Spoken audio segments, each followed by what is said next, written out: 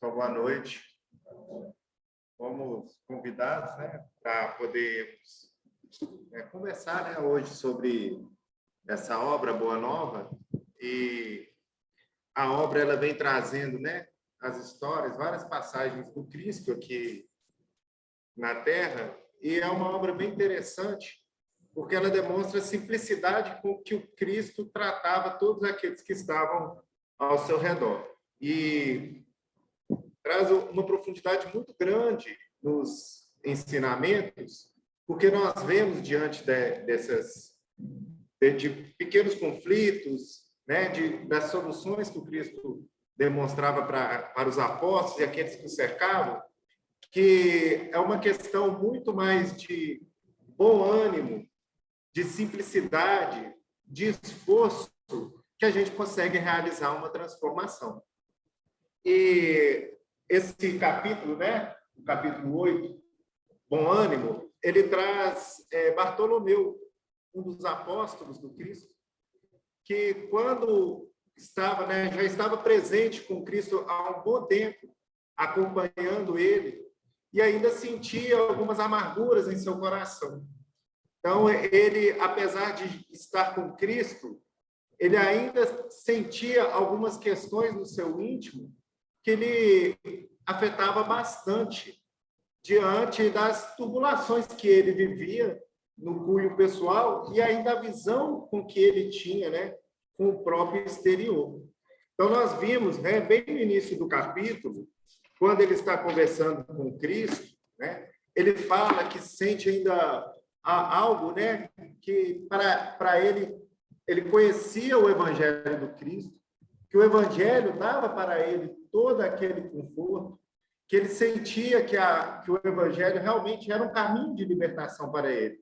Mas, entretanto, ele fala que, quando ele olhava ao redor, ele descreve que, por toda parte, é triunfo do crime, o jogo das ambições, a colheita dos desenganos. Então, ele ainda sentia que, ao redor dele, alguma coisa não estava indo tão bem. E, quando nós estamos aqui hoje, nós já estamos encarnados, e nós na Terra vimos isso constantemente. Nós vimos esse jogo de conflito. Então, nós estamos passando agora no momento por guerra, e aí a gente segue, diante de uma expressão de inconformidade com essas questões. A gente ainda segue com a compreensão com que parece conquistar fora do eixo. Mas isso ainda é uma imaturidade da nossa parte.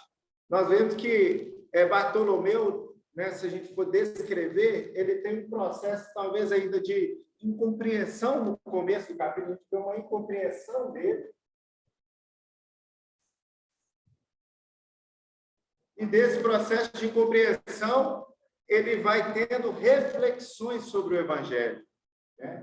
Ele vai passando por grandes reflexões até ter um melhor entendimento realmente do Evangelho. Então, a gente vê uma transformação em um simples capítulo.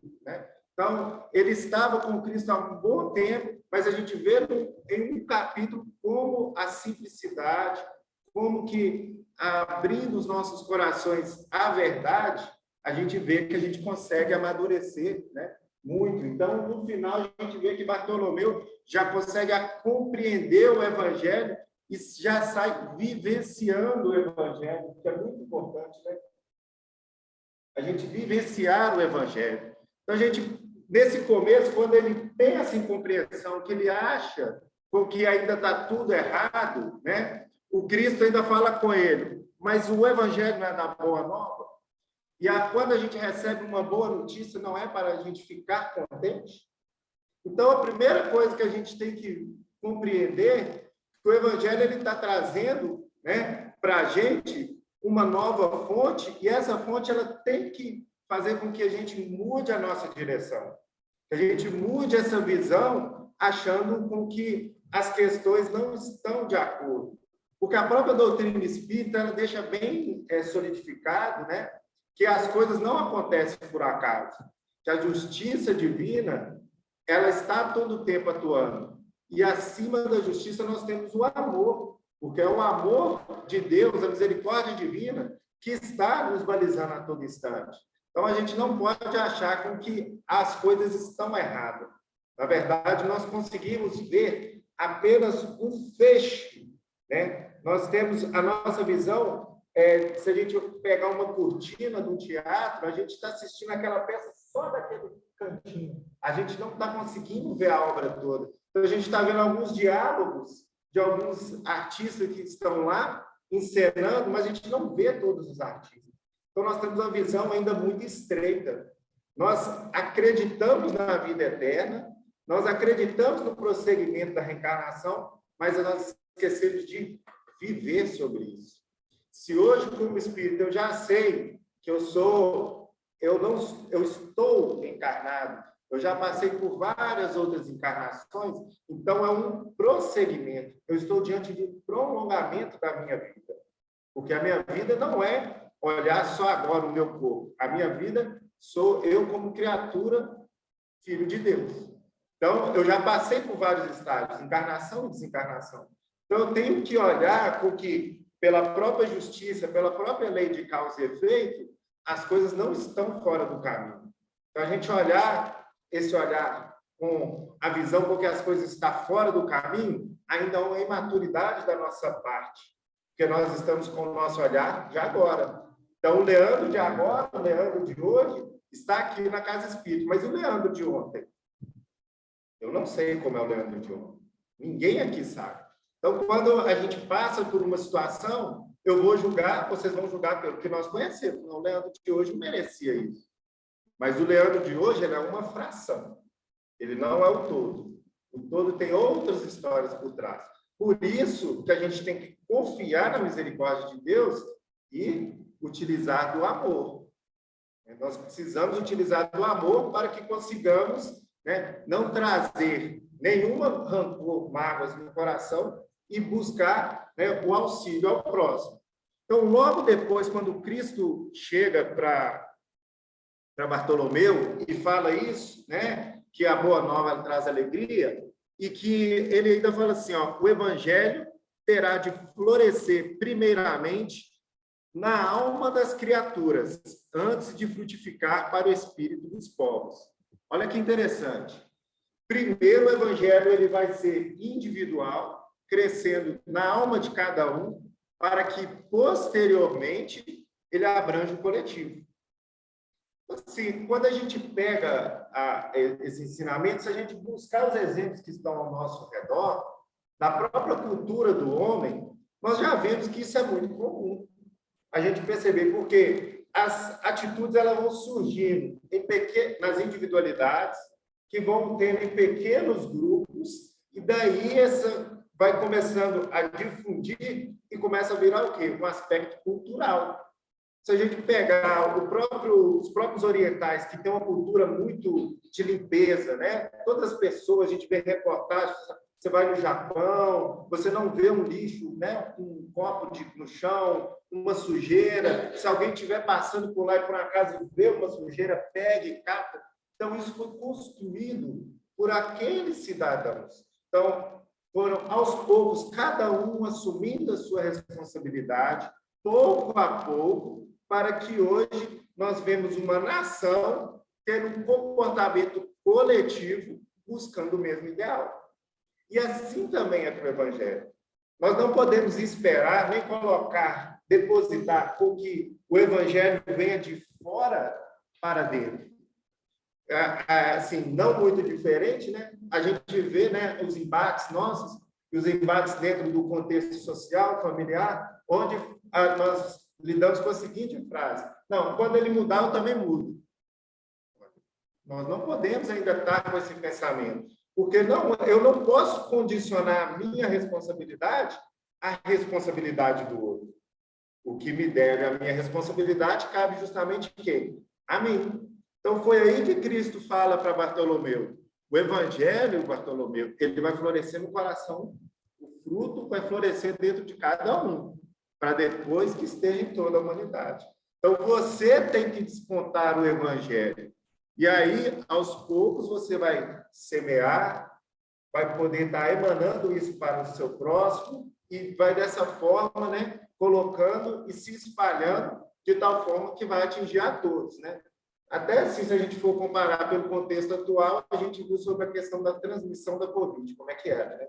Era um passava para três, os três passavam para mais três, os outros três para mais três, então que assustou aí, pegou, virou uma pandemia. Então tem que sair, né? O evangelho tem que ir nesse mesmo caminho e construindo um a um, para depois chegar na forma global.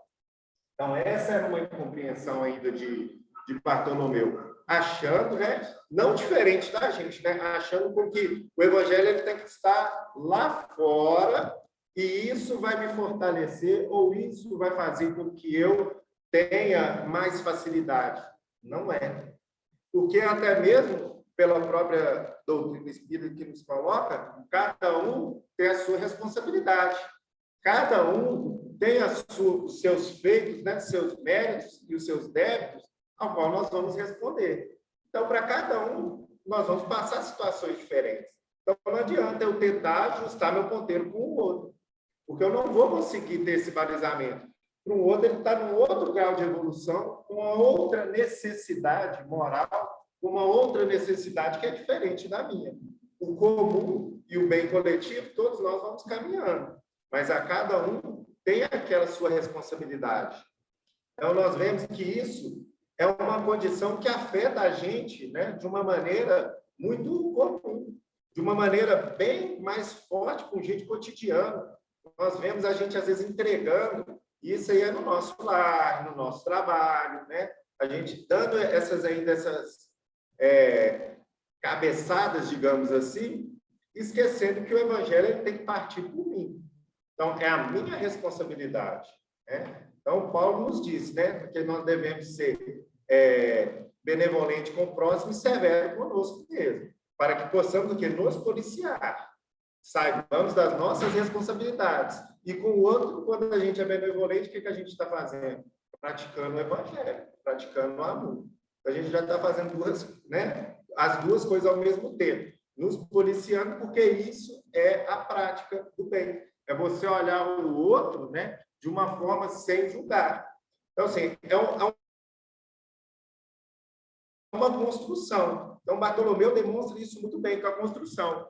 E aí, logo posteriormente, o Cristo ainda fala, né, que a vida terrestre é uma estrada prodigiosa que conduz aos braços amorosos de Deus. O trabalho é a marcha.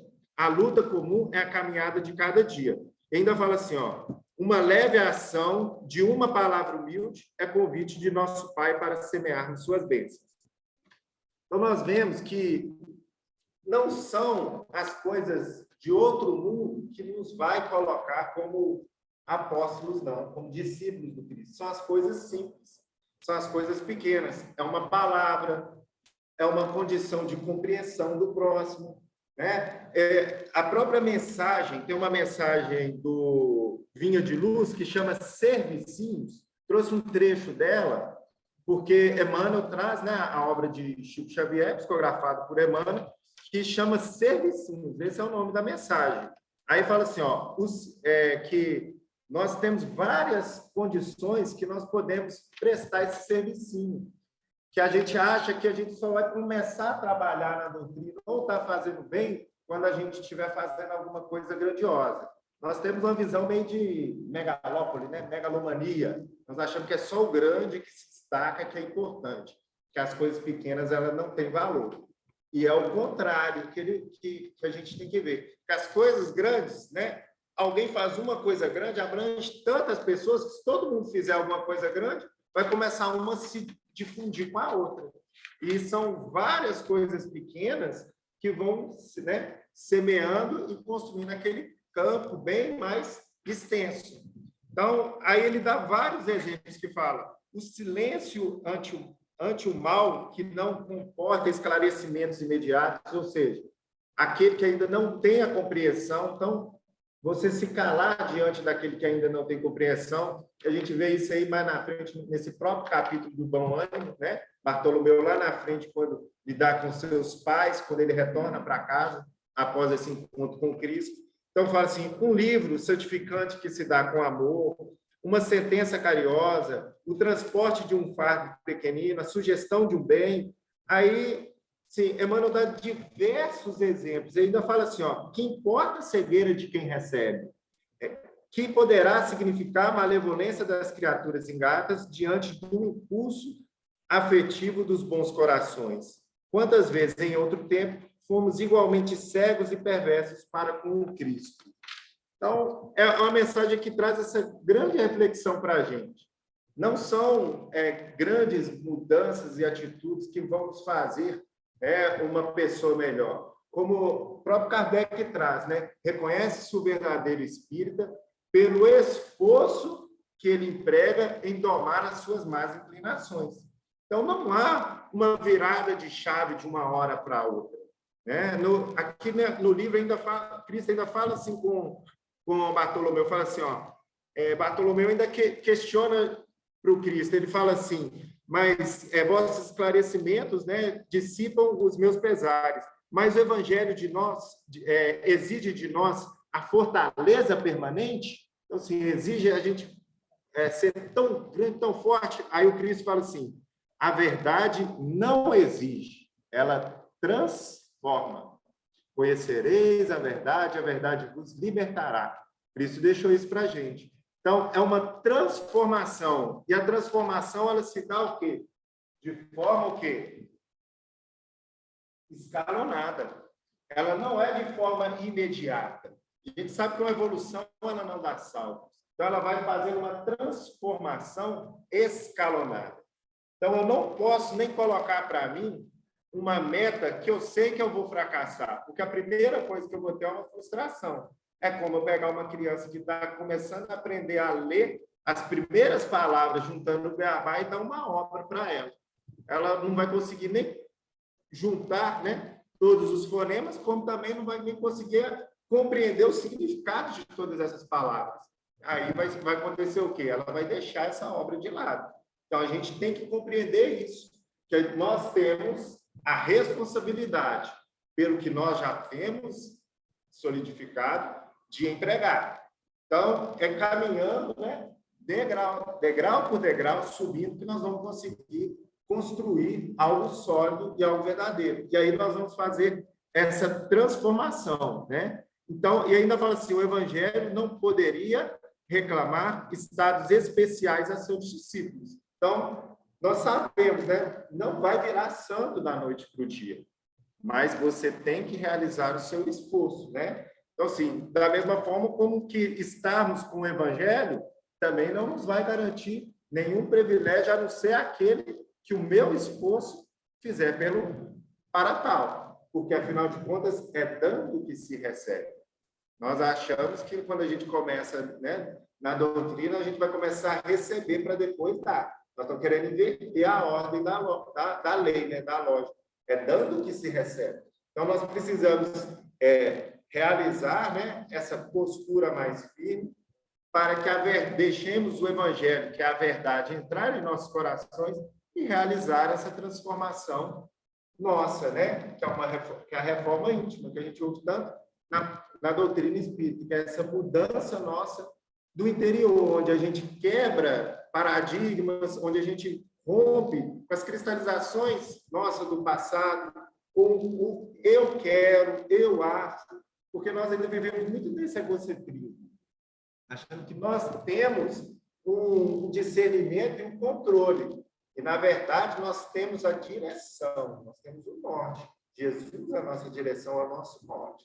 Nós temos essa direção. Agora, se a gente segue ou não, é uma decisão de cada um. Então, nós precisamos ter essa firmeza, essa postura. Para onde que nós estamos indo, né? Aonde que nós depositarmos nosso tesouro, ali estará o nosso coração. Então, como eu estou seguindo, como eu estou indo. Então, isso é muito importante para a gente. Então, Bartolomeu traz essas dificuldades e a gente vê como que o Cristo demonstra para ele que o que o Evangelho nos traz é uma nova percepção, né? Que o mundo não vai mudar ao nosso redor. É nós que vamos mudar a nossa percepção do mundo. Então, a gente fica esperando com que as coisas aconteçam para que eu, inserido nela, fique numa posição mais confortável, né? Então, e é com que eu crie o ambiente que seja confortável estar aqui. Porque quando a gente vê, né, que fala assim, quando a gente conheceu Cristo, né, então o homem, quando conhece o Cristo, nova pessoa ele é, né? Então, quando a gente conhece, a gente e reconhece as nossas necessidades, nós vamos ver que ao nosso redor, ao nosso entorno, a minha percepção da visão com a dificuldade alheia, ela tem que mudar. Eu tenho que aplicar muito mais o perdão do que a exigência a partir desse instante. E aí, né, vai entrar em debate. A gente sabe muito bem que esses embates eles não vão muito longe, não, né? Eles já começam no nosso próprio lar, no nosso próprio campo, no ambiente de trabalho, no ambiente doméstico. Então, é uma condição que nós precisamos de nos colocar a par, né, na gerência desse leme, para que a gente possa direcionar da melhor forma.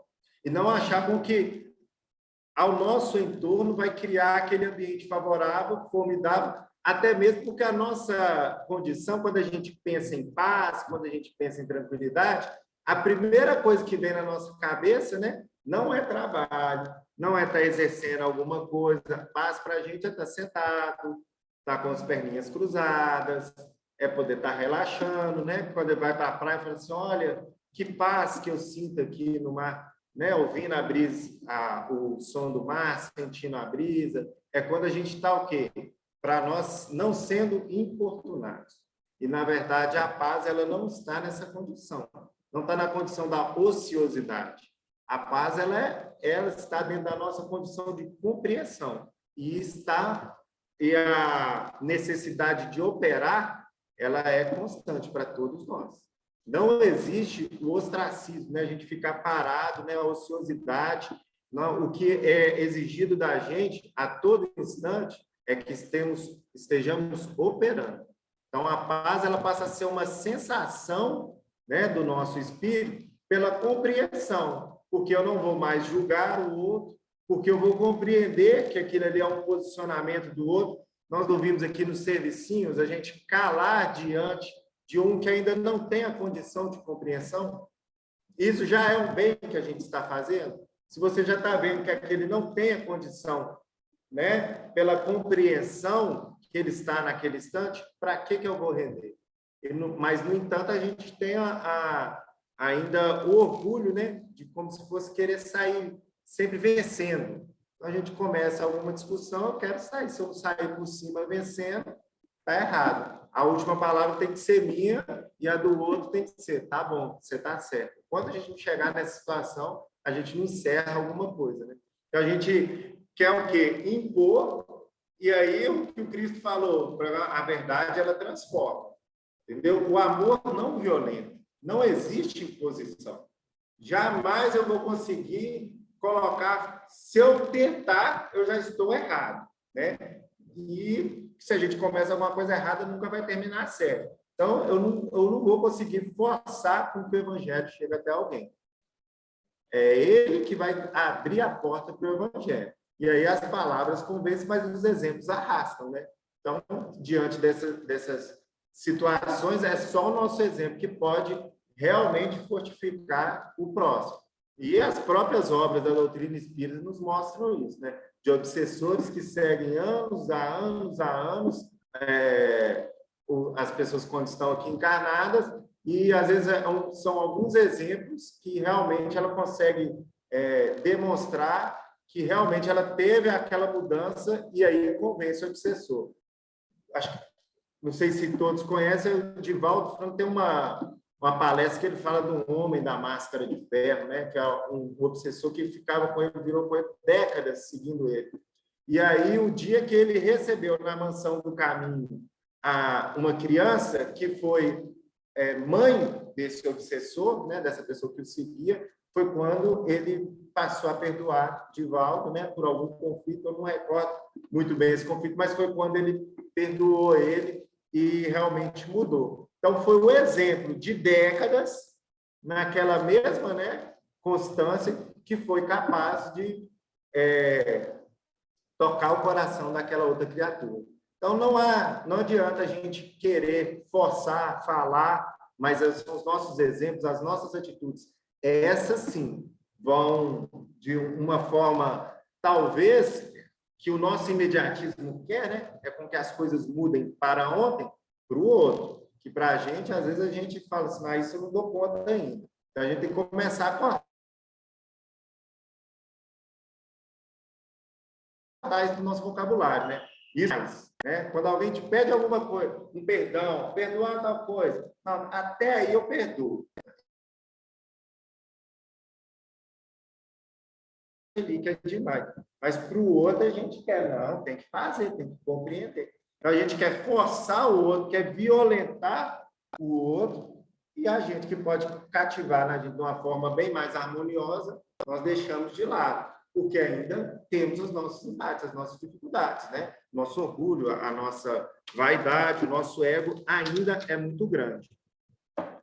E logo depois, né, nesse próprio capítulo, Bartolomeu vai conversando com Cristo, e aí ele esbarra numa condição que, para nós espíritas, isso aí é bem consolidado, mas que ainda não é bem vivenciado, que é o desencarne.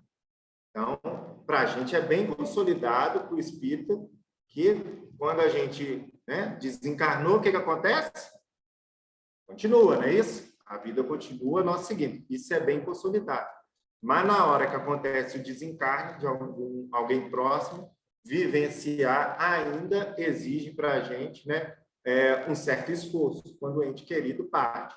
De forma natural, de forma prematura, né, de qualquer forma que seja, a gente, apesar de não estar falando de forma natural, mas tudo é natural, né? Tudo está dentro do programa de Deus, né? É nós que colocamos na nossa cultura, que tem que desencarnar primeiro os pais, depois os filhos, né?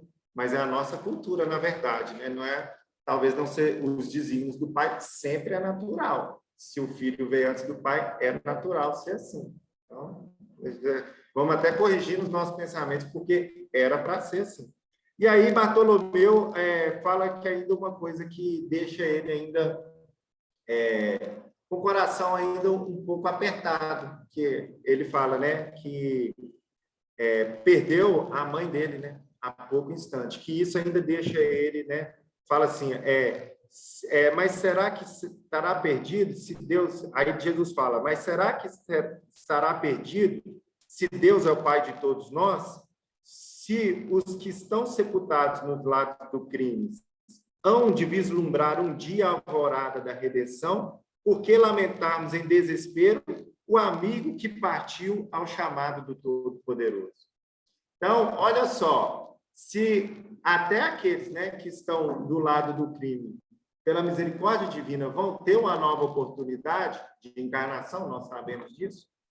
Então, o que pensar daquele que estava, né, de uma forma muito melhor, que atendeu ao chamado?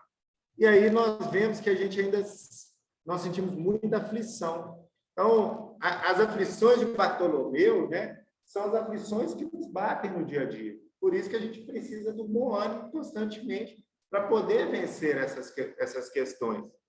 E tem uma obra de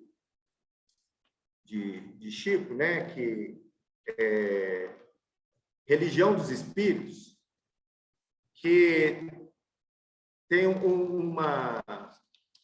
ele trabalha o Livro dos Espíritos, né, algumas questões do Livro dos Espíritos, e aí tem uma mensagem que chama Oração do Dia dos Mortos. É interessante porque o começo dessa mensagem, ela nos traz uma reflexão muito grande sobre isso, sobre a continuidade da vida, e ela tem um contexto muito grande com isso, com o que o Cristo fala, né? Que se até aqueles que estão, né, nas sombras, né, ainda vão ter uma chance, né, aqueles que estão no crime.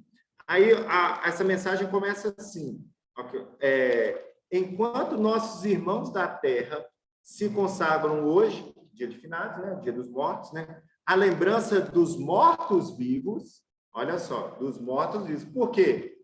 Porque nós continuamos, não é isso? Então, nós somos mortos-vivos, que se desenfaixaram da carne. Oramos também pelos vivos mortos, que ainda se ajustam à teia física. Então, aí ele descreve lá as características dos vivos mortos.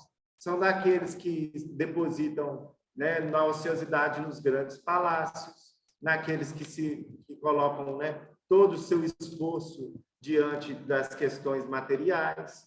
Então, são os vivos mortos, os que estão encarnados, mas estão mortos por quê? Para a verdade.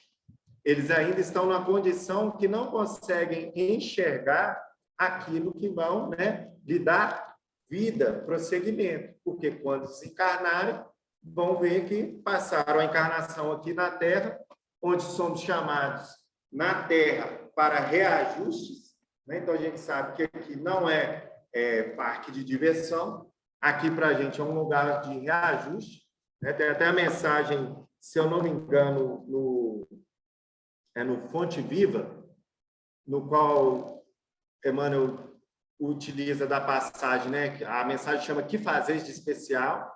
Então, é nessa coleção Fonte Viva, não é no que leu aqui hoje, Ceifa de Luz, se eu não me engano, é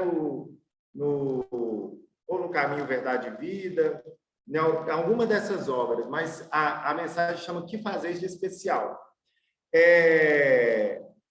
O Emmanuel começa essa mensagem falando assim: vós, né, espíritas cristãos, né, que estão encarnados, possuem consideravelmente maior entendimento que a maioria da faixa dos humanos que estão aqui na Terra.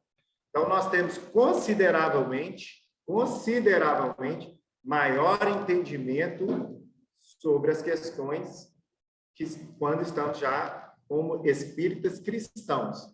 Então, e aí fala assim: diante disso, você sabe que a encarnação é um educandário, que nós estamos aqui, né, para os reajustes necessários, que nós precisamos, né, deixar com que o Evangelho floresça melhor nos nossos corações. E aí, diante de tudo isso, o que fazeis de especial? Nos coloca, né, arremetendo aquela passagem, né, onde o Cristo fala, né, que amar os que lhe são próximos, né, e isso também não fazem os publicanos, e vós, que fazeis de especial? Então, querer o bem de quem está próximo e quem lhe quer bem, isso aí até os publicanos faziam, né, que era dito aqueles que não eram bons, né, na época. Então, e vós, que fazeis de especial? Então, nós já temos esse entendimento muito maior, nós espíritas cristãos já temos esse entendimento muito maior. Então, nós precisamos de fazer algo diferente. Então, nós precisamos agora, né, com o que temos, começarmos a trabalhar e exercitar de uma forma mais ascendente, com que a gente realize essa nossa transformação, como Cristo disse. Então, vai exigir da gente uma mudança da noite para o dia? Não, não exige privilégios, não exige nada disso. Amai. Mas nós temos que realizar essa transformação contínua e ascendente. Então, nós vemos que depois desse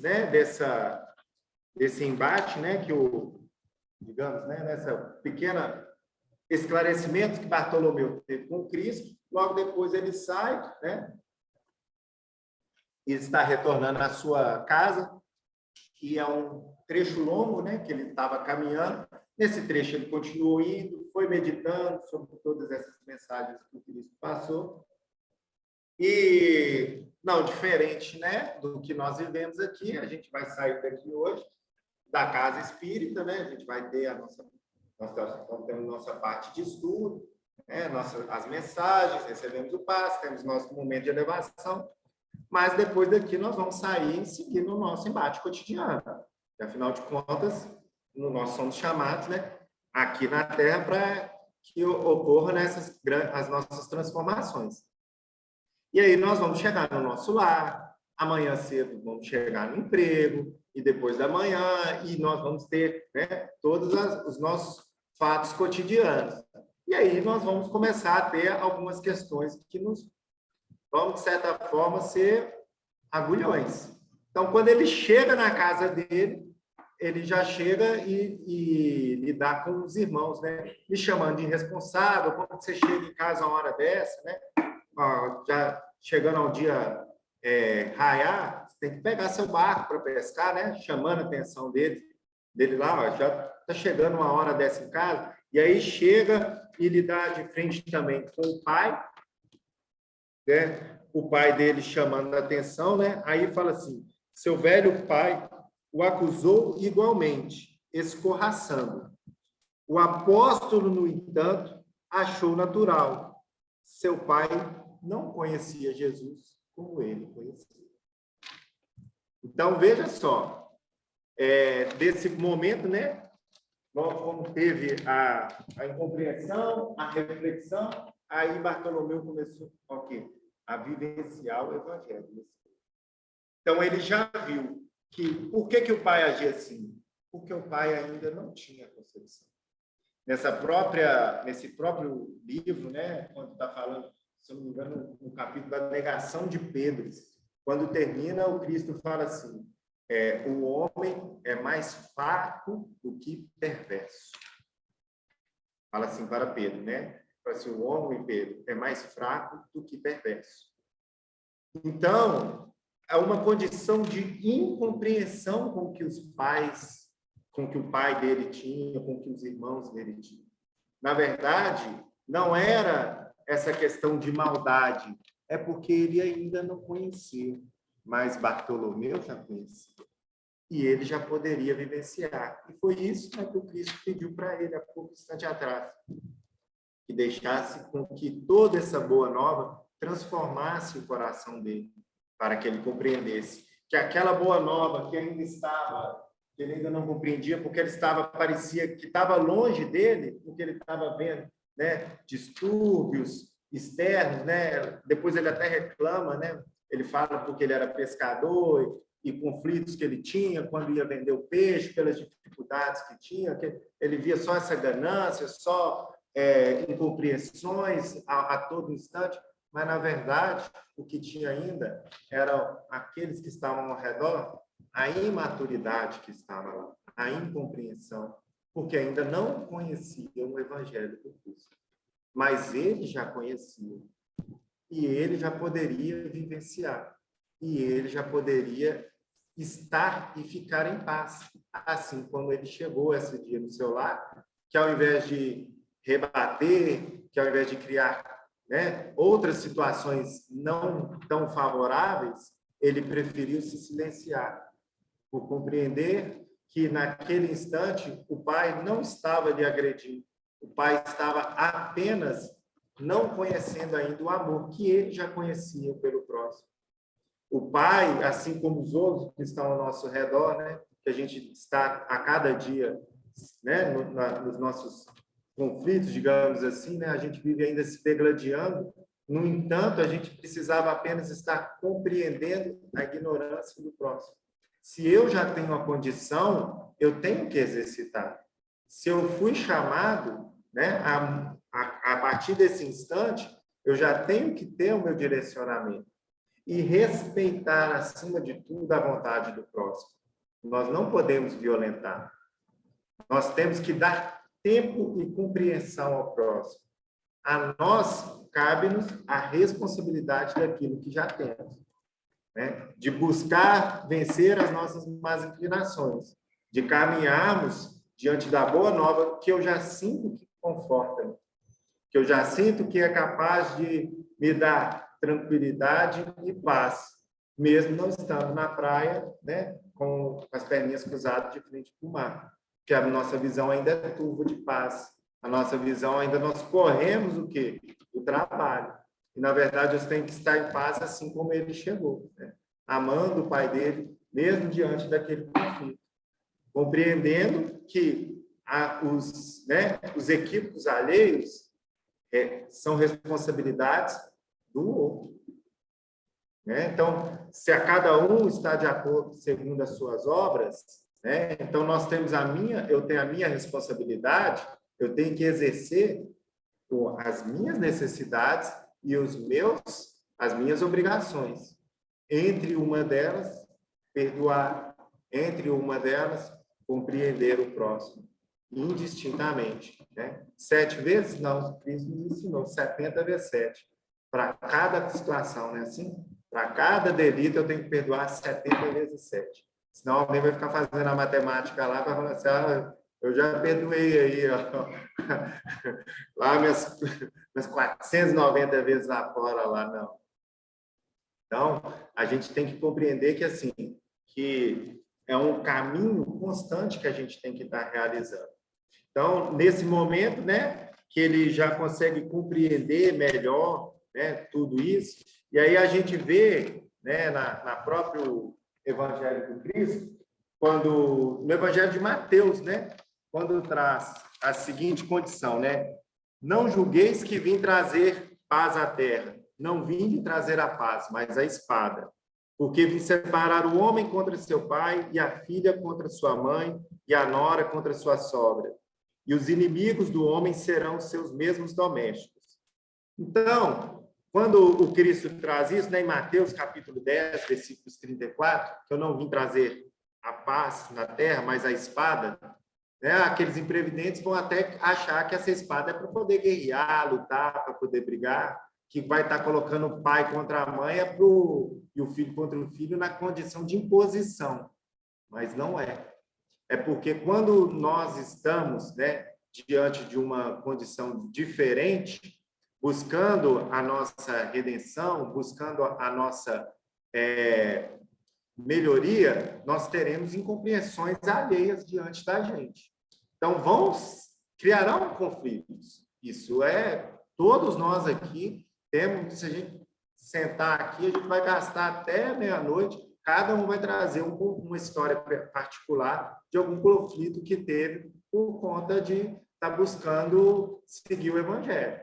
Todos nós vamos ter isso aí. Alguns vão nos chamar de fracos, outros vão chamar de tolos, outros vão nos chamar, né, que a gente está sendo como se fosse deixando com que não estejamos tomando a atitude correta, né? A falta de energia, mas, na verdade, nós estamos realizando a nossa parte. Nós estamos buscando, e isso vai gerar conflitos. Então, a espada é para cortar as nossas más tendências, as nossas inclinações. A espada, em vez de você pegar e sair cortando, atacando os outros, você começa só ceifando dentro de nós mesmo. Então, você vai utilizar a espada para cortar as suas más inclinações, a sua tendência, o seu orgulho, a sua vaidade, né? A sua avareza. Então, nós vamos cortando isso aí. Você pode utilizar a espada, mas os conflitos vão tendo. E por que aí nós vamos olhar assim, mas por que entre o filho e a mãe, né, o pai? Isso porque são entre aqueles que estão... A doutrina espírita esclarece isso para a gente muito bem, porque são aqueles com que nós temos débitos do passado. São aqueles que nós necessitamos reajustar. Com quem você não precisa reajustar, com quem está lá na França, com quem está lá na Inglaterra, eu não tenho problema nenhum mesmo. Nem conheço, nem conto com ele dia a dia. Nós vamos ter com quem a gente está próximo. A gente vai ter problema com quem está longe? Claro que não. Então, assim, às vezes a gente compra briga, né? A gente compra briga por ideais, a gente compra briga, a gente veio, né, a gente comprando briga por conta de político, comprando briga por conta, né? Então, assim, aí nós somos timino, né? O que a gente não precisa, a gente vai lá e coloca debaixo do braço como se aquilo tivesse sendo necessário naquele instante. Então, assim, nós precisamos ter esse discernimento que, na nossa responsabilidade e nos nossos, né, embates diários, é nós que temos que tomar a decisão. Ninguém vai fazer algo por nós, né, que não seja na condição da vontade de Deus. Então, ainda que venha de uma forma externa, né, violentamente, isso está dentro de um contexto. Nós temos que compreender que vai vir. Por isso que ainda fala que os escândalos serão necessários, mas ai daquele que tiver o escândalo. Porque o escândalo está aqui dentro da gente. Se a gente deixar ele sair, ai de você. Mas quando vir lá de fora, isso está dentro da lei de causa e efeito, dentro da justiça divina. Então, nós temos que tomar isso aí.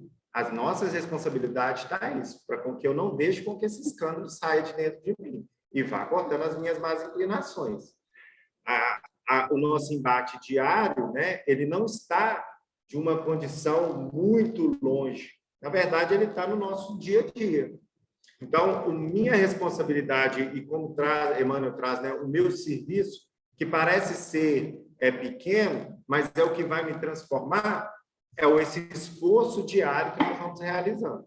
Então, Bartolomeu enxergava como que o evangelho, né, até a gente faz, né, um link como Judas, né, a questão como que Judas via como que o Cristo tinha, né, achando que tinha que se unir a Roma, né, para que o evangelho conseguisse ter uma maior difusão sobre os homens, ou seja, tentando ligar o Cristo ao poder da terra, né, a César. Então, tinha que ter essa ligação para que acontecesse uma maior difusão, ou seja, achando que vai ser colocado de uma forma violenta, porque a gente viu que os homens sempre fez isso, de uma forma violenta, impondo condições, impondo validações para os outros. E aí, não diferente do cenário que a gente vê na atualidade. A gente querendo ver intransigências e imposições ao longo dessas questões, sejam religiosas, sejam morais, mas esquecendo que o único modelo e guia que nós temos, Kardec mostra, né? O Cristo. Então, está dentro do Evangelho. Então, se eu amar ao próximo indistintamente, eu estou seguindo ao Cristo. E esse amor, ele é incondicional. Ele não pode ter condições. As condições somos nós que colocamos, por fatos ou culturais, né? Ou então pelas nossas cristalizações mesmo. Né? Assim, eu acho que é assim, eu acho que tem que ser assado, eu acho que...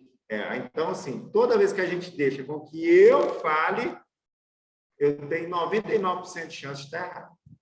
Agora, como Cristo fala, quando a gente pega os exemplos dele, tem uma música de infantil, eu não recordo muito o grupo, mas minha esposa colocava sempre o meu menino, sempre colocava várias situações, aí, né, a música vinha falando, vem alguém me dá um beliscão, né, eu fico bravo, aí eu falo assim, antes de reagir, eu paro para pensar, o que Jesus faria em meu lugar? Então, o que Jesus faria nesse lugar? Qual que seria a resposta pelo que eu conheço do Evangelho do Cristo? Se a gente pegar o próprio passagem, né, da mulher adúltera, onde, diante de toda a sociedade, hoje a gente não considera o adultério como crime, né, mas na época era considerado. Então, a gente tem que olhar de acordo com a cultura daquela época. Era um crime condicionado à morte. Então, olha a gravidade que era esse crime à época. Então, quando foi colocado a julgamento, né, Jesus perguntou: aquele que tiver algum pecado, não tiver pecado, que atire a primeira pedra, né? E, né, se ninguém não lhe condenou, eu também não lhe condeno. Então, nós vemos que não importa o que a lei e o que a cultura coloca na nossa frente, né, diante, mas o que é o correto, o que é o melhor que tem que ser feito. É isso que a gente tem que colocar. Então, se há o perdão, ainda que, diante de todos os preceitos culturais e legais, mande com que a gente condene, pensemos no perdão, pensemos na compreensão. E é essa que é o nosso exercício diário. Então, deixar com que o evangelho floresça dentro da gente, que aí, à medida que ele floresce dentro de mim, dentro de cada um, né, que está aqui hoje presente, vai ser, né, vai frutificando em toda a coletividade. E isso que Cristo falou com Bartolomeu. Coloca o evangelho dentro de você. Já não lhe agrada, Bartolomeu? Essa boa nova já não lhe dá o bom ânimo? A mensagem já não lhe traz o conforto? Então, coloque ela em prática. Coloque, exercite, vivencie ela. E aí você vai conseguir realmente ter essa condição, né, de estar em paz, de viver para o Evangelho. Então, Bartolomeu, nesse pequeno encontro com Cristo, né, já, né, assim, a gente sabe pela própria condição do apóstolo já vinha fazendo várias transformações, então é apenas um trecho, mas é um trecho que a gente vê, né, da obra, né, quando coloca isso, é um trecho que reflete muito bem as nossas dificuldades, reflete muito bem a nossa incompreensão, porque nós já estamos, né, na doutrina e já conhecemos o Evangelho, não é de hoje. Eu não conheci o Evangelho agora. Lembremos, nós somos criaturas milenares. Eu conheço o Evangelho de outros carnavais, né? Se assim a gente for fazendo uma analogia. Então, a gente já conhece o Evangelho. O que a gente precisa é vivenciar o Evangelho. Então, nós somos chamados novamente, né, ao plano terrestre para que possamos vivenciar o Evangelho do Cristo. Então, se no passado a gente ainda vivia como Bartolomeu no início desse capítulo, né, achando que está tudo errado, que as coisas estão, né, controvérsias, na verdade, o que nós precisamos é de um olhar para dentro. Nós precisamos de focar em nós, né? Por isso que é importante, conheça a ti mesmo. Aí nós vamos ver as nossas necessidades e realizar as nossas transformações, que o Cristo disse aqui. Então, essa que era a mensagem que a gente queria trazer, né, sobre esse capítulo, que nos conforta muito em saber, né, que precisamos ter perseverança para que possamos, né, trilhar no caminho do bem. Desculpa. Agradeço a todos. Obrigado.